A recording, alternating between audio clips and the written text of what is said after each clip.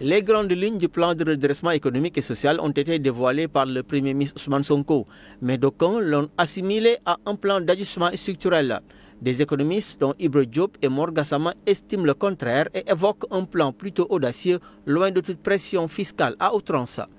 Si vous voulez vraiment avoir donc votre souveraineté, vous êtes obligé d'abord de dépendre de vous-même. C'est extrêmement important, d'autant plus que c'était énormément de niches qui n'étaient pas du tout exploitées. Ça n'a rien à voir avec une pression fiscale à outrance. Loin de là, c'est des gens qui devaient contribuer qu'on n'a jamais impliqués.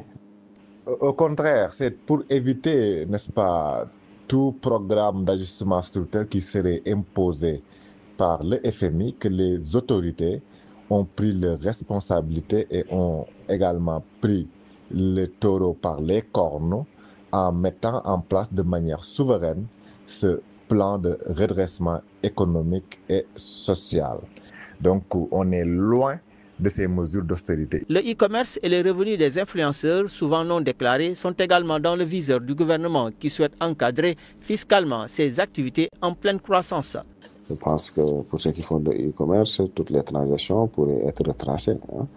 Donc dans ce cas, en fonction des transactions, il faudrait juste appliquer la taxe, la TVA. Voilà, pour les influenceurs. Maintenant, si c'est dans le noir, c'est là où ça pose problème. Il y a des niches fiscales. Vous savez, au Sénégal, 97% des entreprises sont dans l'informel. Et ce secteur informel ne paye presque pas d'impôts, ou en tout cas ne paye pas correctement l'impôt.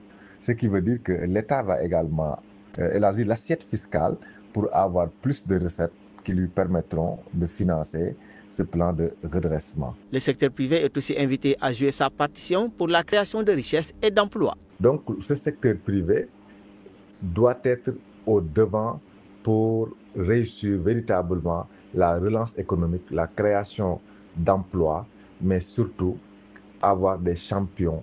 Éviter tout endettement supplémentaire, stabiliser les finances, le plan de redressement économique et social visant à réduire les dépenses publiques et à augmenter les recettes s'inscrit dans une vision de refondation économique adossée à la souveraineté nationale, à la justice sociale et à la transparence dans la gestion des ressources publiques.